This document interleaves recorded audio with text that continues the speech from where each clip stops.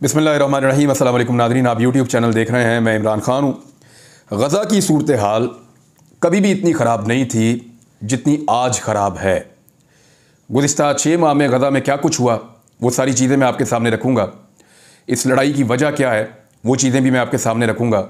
इस लड़ाई में किसका कितना नुकसान हुआ वो भी मैं आपको बताऊँगा। और कुछ लोग दावा कर रहे हैं कि शायद ये इस एरिया में होने वाली आखिरी लड़ाई हो सकती है। क्या ये दावा दुरुस्त है? इसके ऊपर भी मैं आपसे बात करूंगा। मुसलमान मुल्कों का और आलमी जितनी भी बरादरी है उनका इसमें रोल क्या है, थोड़ी बहुत उसमें बात करेंगे, क्योंकि हमें एक सीरीज़ करनी पड़ेगी और चीज़ें मैं आपके साथ शेयर करता जाऊंगा। सबसे पहले वो डाटा आपके सामने मैं रख देता हूं कि गुज़िश्ता 6 माह में क्या कुछ हुआ है।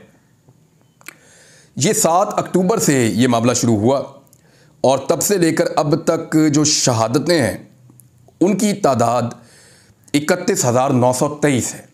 अभी जब मैं आपसे बात कर रहा हूं तो अल जज़ीरा के मुताबिक तकरीबन मेरा ये वीलॉग रिकॉर्ड करवाने से 1 घंटा पहले जो रिपोर्ट हुआ है वो ये बता रहा है कि 31,923 फ़लस्तीनी शहीद हो चुके हैं। ये 21वीं सदी में किसी भी जंग में एक मुख्तसर दौरानिये में सबसे ज़्यादा होने वाली हलाकतें हैं। तो बहुत बड़ी बड़ी जंगें हुई हैं, यानी इराक़ के ऊपर अटैक हुआ, अफ़गानिस्तान के ऊपर सूरत हाल आपके सामने है, यूक्रेन के ऊपर हुआ, आर्मीनिया और अज़रबैजान की एक बड़ी जंग हुई, कुछ और जंगें भी हैं इन 20-25 सालों के अंदर। लेकिन जो सबसे बड़ा इंसानी अलमिया है वो गज़ा में हुआ है और इसको एक यकतरफ़ा लड़ाई के तौर पे देखा जा रहा है। ज़रा आप ये मैप देख लें, ये इसराइल का मैप है और इसराइल के चारों तरफ कौन से ममालिक मौजूद हैं, ज़रा इस डाटा को आप देख लें। इसराइल को अगर आप गौर से देखें तो इसके एक तरफ जो है वो समंदर के साथ साथ मिस्र है, मुसलमान मुल्क है, बहुत बड़ा मुल्क है, बहुत बड़ी आबादी है। दूसरी तरफ इसके उर्दन है, ये भी मुसलमान मुल्क है, इसका रकबा बहुत बड़ा है, बहुत बड़ी आबादी है। तीसरी तरफ इसके शाम है, ये एक और मुल्क है और इसके हालात भी अच्छे नहीं हैं और यहाँ से इसराइल के लिए मुश्किलात भी पैदा होती रही हैं। शाम की सूरत हाल भी आपके सामने है, लेकिन ये मुल्क इसराइल की निस्बत बहुत बड़ा मुल्क है। और जो चौथा मुल्क इसराइल की सरहद के साथ लगता है वो लबनान है। लबनान की सूरत हाल भी बहुत ख़राब है और जो उसकी करप्ट अशराफिया है लबनान की, उसने लबनान को बुरी तरह तबाह कर दिया है।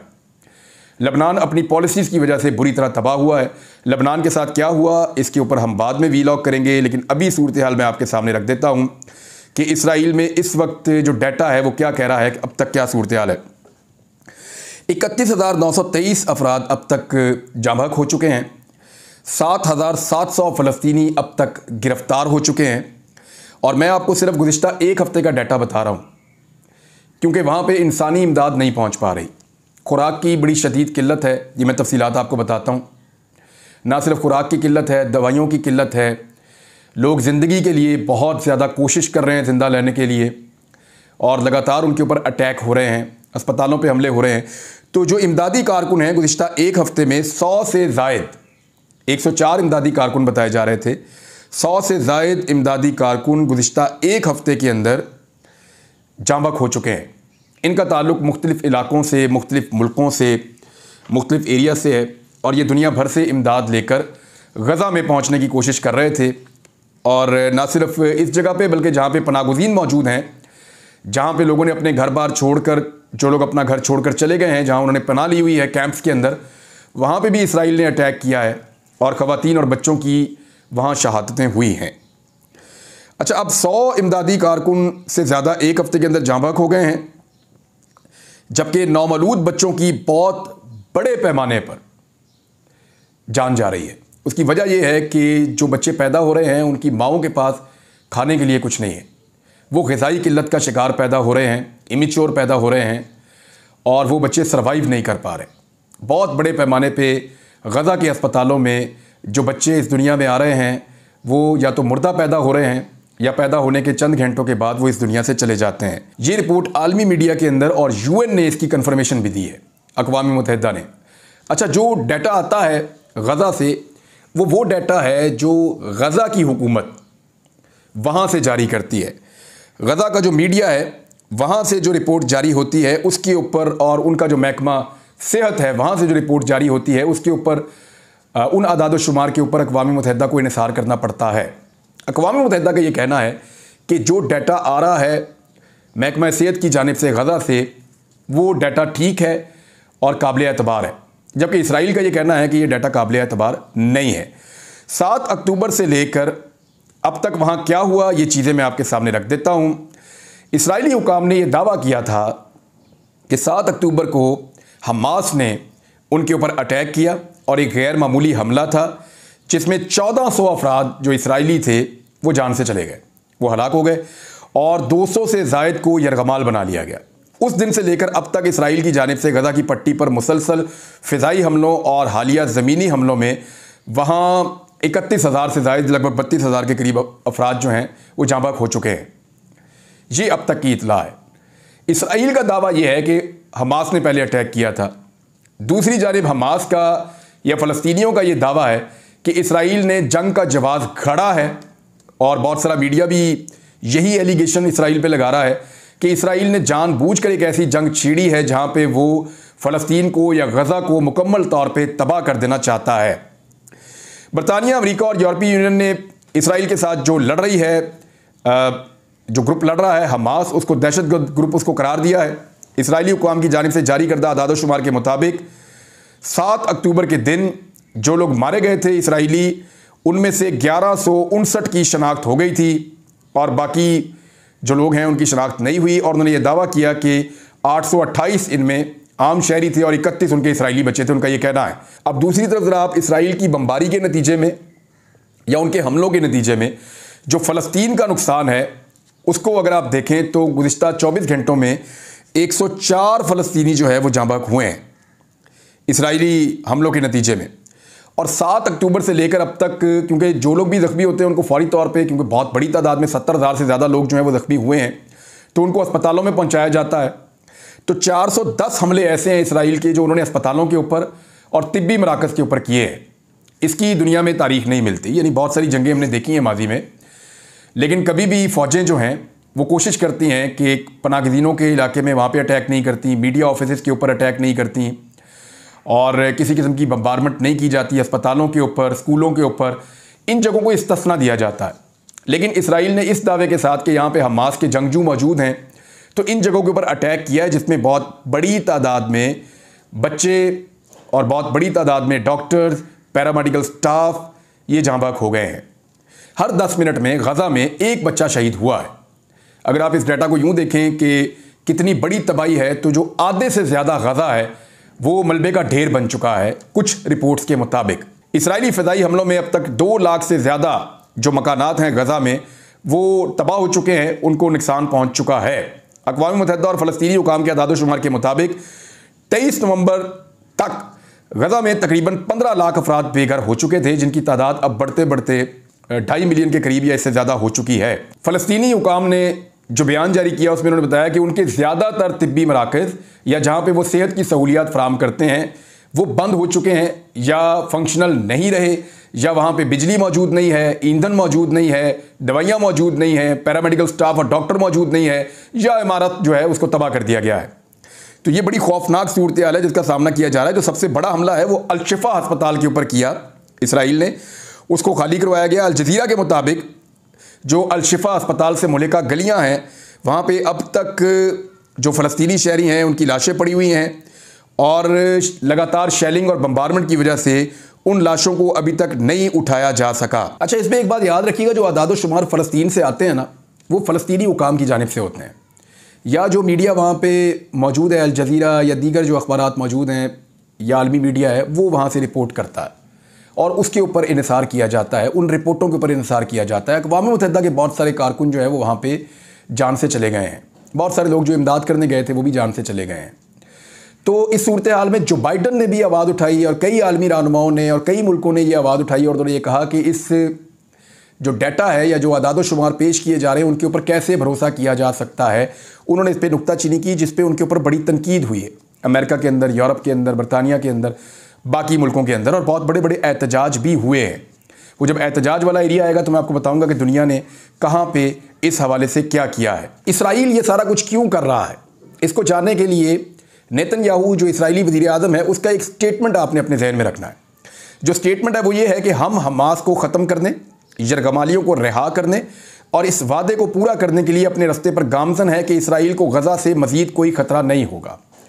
यानी इसराइल ने यह तय कर लिया है कि फ़लस्तीनियों की जो आज़ादी की एक तहरीक है, या जो वो हुकूक मांगते हैं अपने, या वो ये कहते हैं कि उनको उनका सलूशन दिया जाए, जो उनका राइट है वो उनको मिले, जो वो कहते हैं कि हमें इबादत का हक होना चाहिए, वेस्ट बैंक के अंदर उनकी जो डिमांड्स हैं या गाज़ा के अंदर उनकी जो डिमांड्स हैं, जो आलमी सतह पे भी आवाज़ उठाई जाती है। इसराइल ने ऐसा लगता है इस बयान के बाद कि उन्होंने ये प्लान कर लिया है कि इसको मुकम्मल तौर पे इस मुज़ामत को हमेशा के लिए कुचल दिया जाए। लेकिन क्या ये मुज़ामत कुचली जा सकेगी?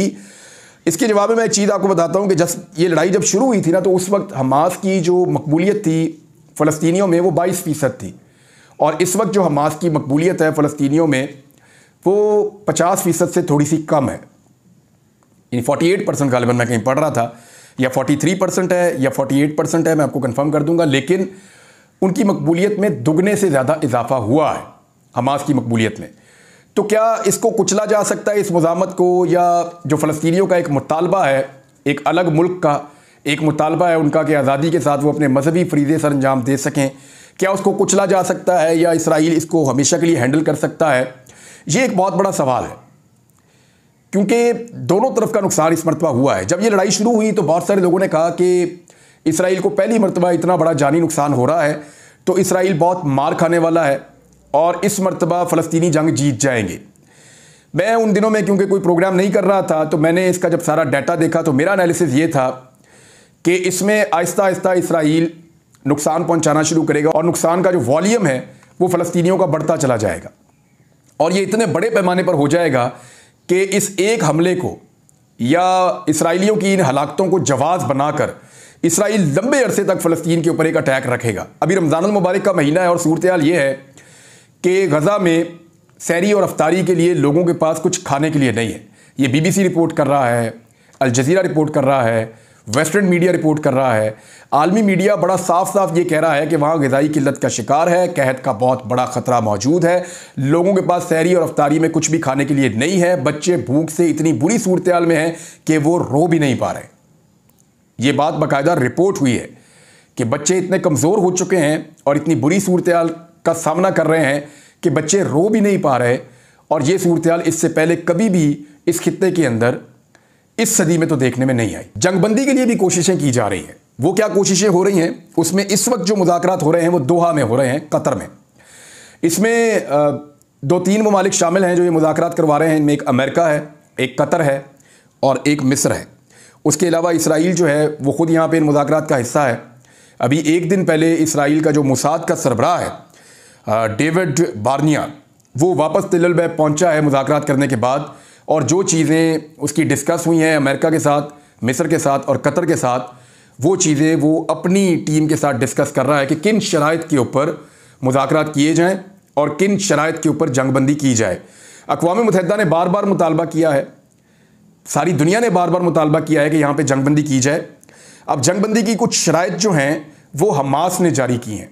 हमास की जो शराइत हैं वो आपको बता देता हूँ। इसराइल का तो दिखाई दे रहा है, इससे पहले भी नेतन्याहू का जो स्टेटमेंट है वो पहले भी क्लियर कर चुका है। इससे पहले जो इसराइली वज़ीर आज़म रहा उसका स्टेटमेंट भी कह चुका है कि वो मैक्सिमम नुकसान पहुंचाना चाहते हैं फ़लस्तीनियों को, और ज़्यादा से ज़्यादा लोगों की जान लेना चाहते हैं फ़लस्तीन में, ताकि वो पूरी तरह से फ़लस्तीनियों को कुचल दें और उनके लिए आइंदा कोई ख़तरा ना रहे। उनकी तो ये प्लानिंग और मनसूबाबंदी है और उसके ऊपर ये काम कर रहे हैं। लेकिन ये जंग उनको बहुत महंगी पड़ी है। 50 अरब डॉलर्स की जंग उनको लगभग पड़ गई है।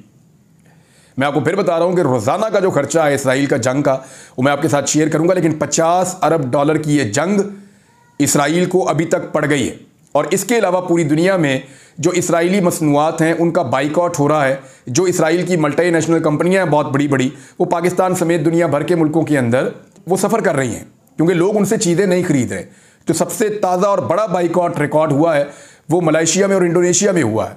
वहाँ तो बहुत बुरी तरह मुतासर हो गई इसराइली मसनूआत। पाकिस्तान के अंदर भी ऐसा हुआ, लेकिन बदकिस्मती से हमने PSL के अंदर देखा कि इसराइली मसनूआत को स्पॉन्सर के तौर पे लिया गया। जब तमाशाइयों ने इसराइली परचम को उठाया तो उनसे आकर वहाँ सिक्योरिटी ने इसराइली परचम जो है वो छीन लिया। इससे पहले जब एहतजाज करने की लोगों ने कोशिश की तो उनके एहतजाज को भी रोका गया पाकिस्तान में। कुछ जगह पे एहतजाज को स्पॉन्सर भी किया गया, उनको फैसिलिटेट किया गया, कुछ जगह पे एहतजाज को रोका गया। तो सिर्फ इसराइल के लिए जो आवाज़ उठी है वो वेस्ट में सबसे ज़्यादा उठी है। बरतानिया में सबसे बड़े मुजाहरे हुए हैं, अमेरिका के अंदर मुजाहरे हुए हैं, यूरोप के अंदर मुजाहरे हुए हैं, ऑस्ट्रेलिया के अंदर मुजाहरे हुए हैं, पूरी दुनिया ने फ़लस्तीनियों के हक़ के अंदर आवाज़ उठाई है। लेकिन क्या ये आवाज़ वैसी है जैसी यूक्रेन के लिए उठाई जा रही है? तो मैं आपको ये कहूँगा कि अवामी सतह के ऊपर जो रद्द-ए-अमल है वो बिल्कुल वैसा ही है जैसा यूक्रेन के लिए रद्द-ए-अमल आता है, बल्कि उससे ज़्यादा रद्द-ए-अमल बाद औक़ात कई जगहों पे फ़लस्तीन के लिए आता है। लेकिन हुकूमती सतह के ऊपर, क्योंकि इसराइल के साथ सबके मफादात जुड़े हुए हैं, मुसलमान मुल्कों के भी, जो गैर मुस्लिम ममालिक हैं उनके भी, तो उन मफादात की वजह से जो हुकूमती सतह के ऊपर रद्द-ए-अमल है वो यूक्रेन के ऊपर तो ज़्यादा आता है, यूरोप का, अमेरिका का। लेकिन वो जब बात होती है इसराइल की और फ़लस्तीन की तो यहाँ पे रद्द-ए-अमल कम आता है। हालांकि यहाँ पे होने वाला नुकसान उससे बहुत ज़्यादा है, और जो बैलेंस ऑफ पावर है, यानी दोनों तरफ का जो ताकत का तवाज़ुन है, उसका भी ज़मीन आसमान का फ़र्क है। हमास ने जो शराइत रखी है उसमें उन्होंने कहा जी 45 दिन के लिए जंगबंदी फौरी तौर पर कर दी जाए, जो इसराइली फ़ौजें हैं वो फौरी तौर पर गज़ा से निकल जाएँ, और इस दौरान में इसराइली ख़वातीन को और 19 साल से कम उम्र जो नौजवान हैं, लड़के हैं, उन सबको, और जो बीमार या गमाली हैं उन सबको इसराइली लोगों को वापस कर दिया जाएगा। और इनके बदले में जो कैद हैं फ़लस्तीनी इसराइल के पास, वो उनको रिहा करें। लगभग 7700 लोग हैं, 7700 लोग हैं। दूसरी जानिब सैकड़ों लोग जो हैं वो गिरफ्तार हैं, जिनको हमास ने गिरफ्तार किया हुआ है। तो मुतालबा ये है कि हम आपके कैदी छोड़ते हैं, आप हमारे कैदी छोड़ें, ये भी एक मुतालबा है। दूसरा ये कहा गया कि इसराइली फ़ौज गज़ा के आबाद इलाकों से बाहर निकले और हस्पतालों और पनाहगीरों के कैंपों की बहाली का काम जो है वो फौरी तौर पर शुरू किया जाए। दूसरे मरहले में जो फ़लस्तीनी कैदी हैं उन तमाम को रिहा कर दिया जाए, और उनके बदले में तमाम इसराइली कैदी जो हैं उनको भी रिहा कर दिया जाए। तीसरे और आखिरी मरहले में जो हमास ने कहा उसके मुताबिक ये है कि दोनों फरीकैन हलाक होने वाले अफराद की लाशों और बाकियात जो है, उनकी लाशें भी मौजूद हैं वहाँ पे, वो भी वापस की जाएँ ताकि उनकी तदफीन का अमल हो सके। जो हमास के पास लाशें हैं वो इसराइल को वापस करें, और जो इसराइल के पास बहुत बड़े पैमाने पर फ़लस्तीनियों की लाशें हैं वो भी वापस की जाएँ। इसराइल ने दावा किया है कि उन्होंने 12,000 फ़लस्तीनी जंगजू जो हैं हमास के, उनको निशाना बनाया है, जबकि जो टोटल हलाकतें हैं वो मैं आपको पहले बता चुका हूँ, लगभग 32,000 के करीब हैं। और इसराइल ने यह दावा किया है कि जब भी कभी एक जंगजू को मारा जाता है तो कोलेटरल डैमेज में कम से कम 2 फ़लस्तीनी शहरी साथ जाँ बहक हो जाते हैं, शहीद हो जाते हैं। अब ये इसके ऊपर उन्होंने इत्मीनान का इजहार भी किया है, यानी आप यहाँ से अंदाज़ा कर लीजिए। अक़वाम मुत्तहिदा लगातार चीख रहा है, अक़वाम मुत्तहिदा के जो सरबराह हैं वो लगातार स्टेटमेंट्स जारी कर रहे हैं, लेकिन इसके बावजूद अभी तक कोई एक कंप्रीहेंसिव प्लान सामने नहीं आ सका जिसमें गज़ा में जंगबंदी हो सके। अरब और मुसलमान मुल्कों का रोल जो है वो माजी की तरह मायूस कुन है, वो इसराइल को रोकने में मुकम्मल तौर पर नाकाम रहे हैं, वो इसराइल के ऊपर दबाव डालने में मुकम्मल तौर पर नाकाम रहे हैं।